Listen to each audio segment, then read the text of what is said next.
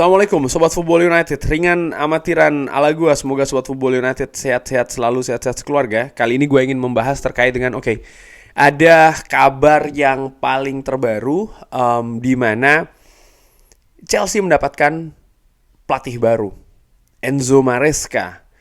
Dan kalau ditarik ke belakang, spekulasi terkait dengan Erik ten Hag ini terjadi juga dengan perubahan di Chelsea, di mana ketika Mauricio Pochettino ini selesai, mendadak berkembanglah kabar ya, bisa dibilang masih spekulasi ataupun rumor bahwa Erik ten Hag akan dipecat oleh Manchester United. Dan di video-video sebelumnya gue sempat menjelaskan bisa jadi banget ini karena ada itu tadi ya, perubahan domino perubahan manajer di klub-klub lainnya, termasuk juga Bayern Munchen ya kan. Dan Kieran McKenna ini kan salah satu perwakilan yang kabarnya juga sudah ditemui oleh pihak dari Manchester United, dikabarkan oleh The Athletic dan juga Fabrizio Romano. Tapi Kieran McKenna ternyata ada dua update-nya. Nomor satu, dia ditolak oleh Chelsea. Nomor dua, dia dipastikan akan bertahan di Ipswich karena dia mendapatkan kontrak yang besar dengan wewenang kabarnya juga besar ya. Artinya dia memiliki kewenangan lebih luas lagi dibandingkan dengan sebelumnya di Ipswich Town.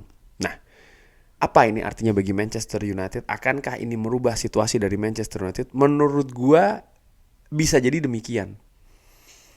Tapi gue juga melihat dari sisi lain dulu ya. Pertama gue melihat dari ini bisa jadi memang kinerja yang bagus dari agen Kieran McKenna, agen sang pelatih ini.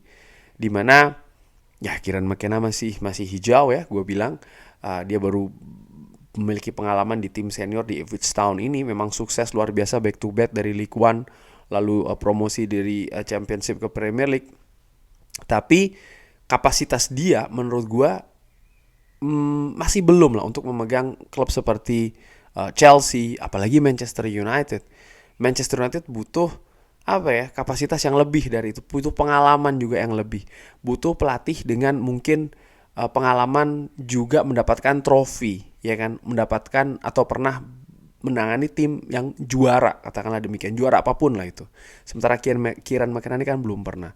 Nah, tadi hubungannya apa dengan agen melihat mungkin ya situasi dengan Ipswich, mereka ingin mendapatkan sesuatu yang lebih dengan caranya bagaimana dikait-kaitkanlah dengan Chelsea, dengan Manchester United. Dan mereka juga melakukan pertemuan ya kan dengan Chelsea dan juga dengan Manchester United, di mana walaupun akhirnya gagal, tapi pihak dari Ipswich juga tentu saja kan tidak ingin kehilangan, sehingga opsinya adalah yang memberikan kontrak yang lebih tinggi dan juga kewenangan yang lebih besar kepada Kieran McKenna. Tapi gue menilai tetap Kieran McKenna ini memiliki potensi yang sangat besar. Apakah suatu saat dia akan ke Manchester United, itu juga sebuah kemungkinan ya. Tapi yang jelas dari 4 nama yang kabarnya diajak bicara perwakilannya oleh Manchester United, 1 sudah tercoret, Kieran McKenna. Bagaimana dengan yang 3? Gue ingin memberikan penilaian ya terhadap 3 pelatih tersebut. Gua menilai Thomas Frank dulu. Thomas Frank, lagi-lagi gua kaitkan dengan apa yang dikatakan oleh Sir Jim Ratcliffe. Sir Jim Ratcliffe mengatakan dia ingin membawa orang-orang yang terbaik di posisinya, di kelasnya ke Manchester United. Oleh karena itulah dia merekrut Dan Ashworth, Omar Berada, karena dianggap memang mereka memiliki kapasitas yang baik, atau kalau tidak bahkan justru yang terbaik juga ya. Bagaimana dengan Thomas Frank? Thomas Frank di Brentford menurut gua luar biasa kinerjanya, bisa membawa Brentford ini bertahan di Premier League ya. Ini merupakan pencapaian yang luar biasa. Dan mereka kalau tidak salah di Brentford ini juga menggunakan data ya kan, semacam kayak Moneyball seperti itu. Dan bagaimana juga situasi squad di Brentford, menurut gue perubahannya, apa yang terjadi di sana, perkembangan juga dari pemain-pemain yang ada di Brentford, menurut gue cukup bagus, luar biasa bahkan Thomas Frank. Tapi apakah kapasitasnya ini sudah bisa membawa atau berada di Manchester United sehingga bisa meraih hal yang lebih sukses dari yang diambil ataupun diraih oleh Erik ten Hag, 2 musim 2 trofi 3 final? Di situ permasalahannya menurut gue. Tidak sama ya, berbeda juga melatih tim yang ada di papan bawah, papan tengah, ataupun di perburuan gelar juara atau bahkan meraih gelar juara. Ada hal-hal yang menurut gue berbeda di sana. Ada detail-detail yang tidak sama. Ada ya trik-trik mungkin yang tidak sama. Dan gue menilai Thomas Frank belum ada di level tersebut, belum ada di kapasitas tersebut. Artinya ketika dia datang di Manchester United, dia juga bisa memberikan trofi seperti apa yang dilakukan oleh Erik ten Hag, 2 musim 2 trofi, atau bahkan 3 final ya di 2 musim. Gua menilai dia belum ada di sana. Lalu nama kedua, bagaimana Manchester United ini disebutkan oleh The Guardian contohnya ya, bahwa Roberto De Zerbi ini juga masuk radar di sana. De Zerbi nama yang fantastis ya, bagaimana dia bisa membuat Brighton ini memainkan sepak bola yang atraktif, yang enak ditonton.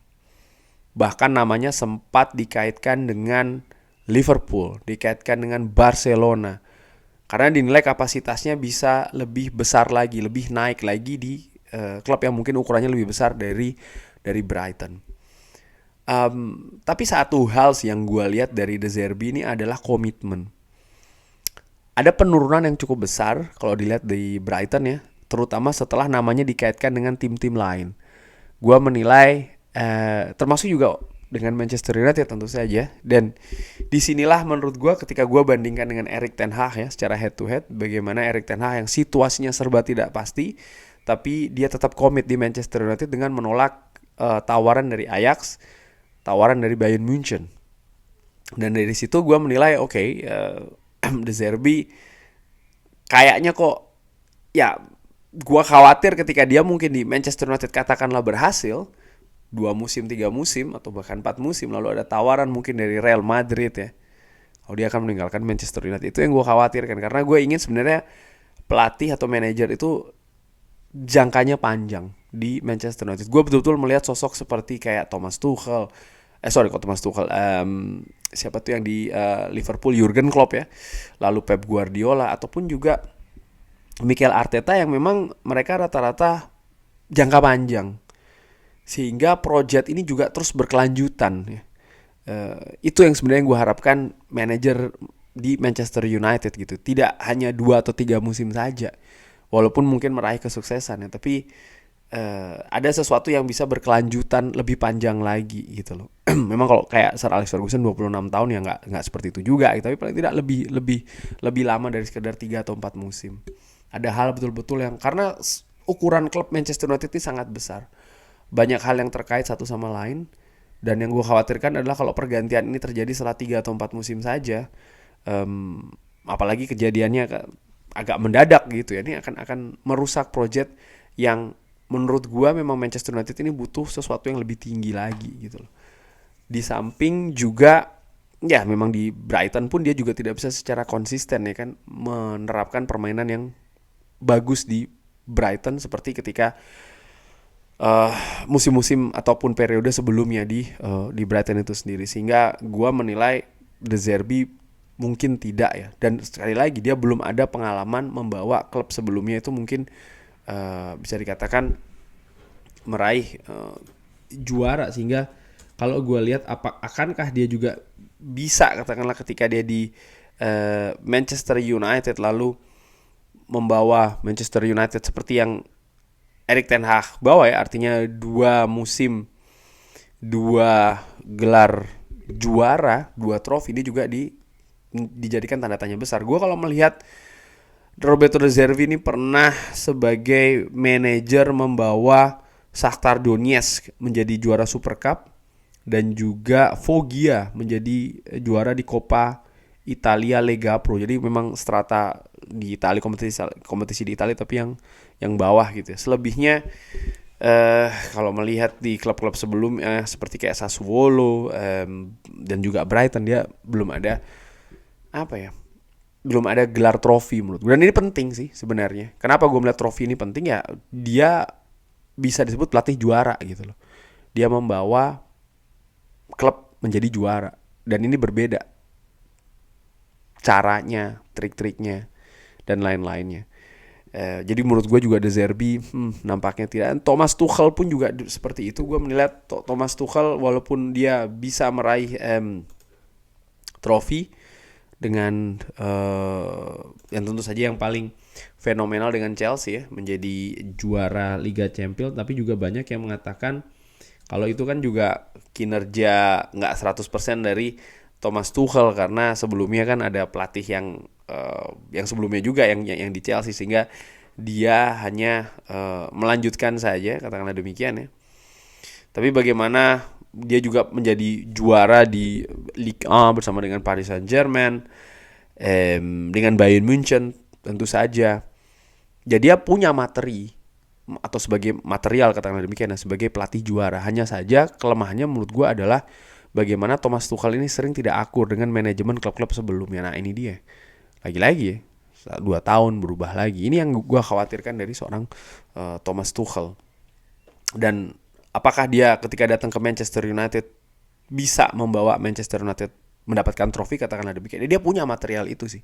Dia punya modal itu, dia punya menurut gue. Hanya saja itu tadi, setelah mendapatkan trofi and then what? 2-3 musim nanti berantem dengan manajemen ya. Lalu akan berubah lagi situasinya. Ini juga komitmen, itu juga yang gue pertanyakan ya. Karena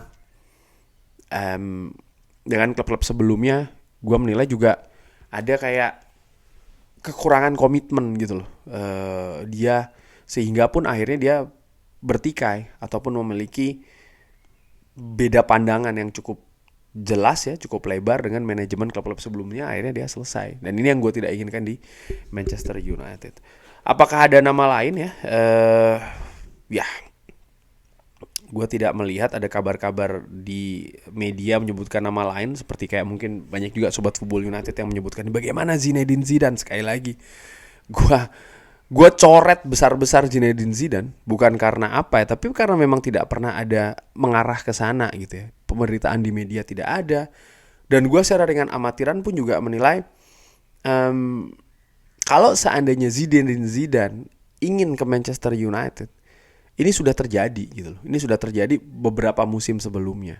Oh ya, satu nama lagi yang perlu gue bahas juga, seorang Mauricio Pochettino. Ya sama seperti kayak Thomas Tuchel sih, gue menilai Pochettino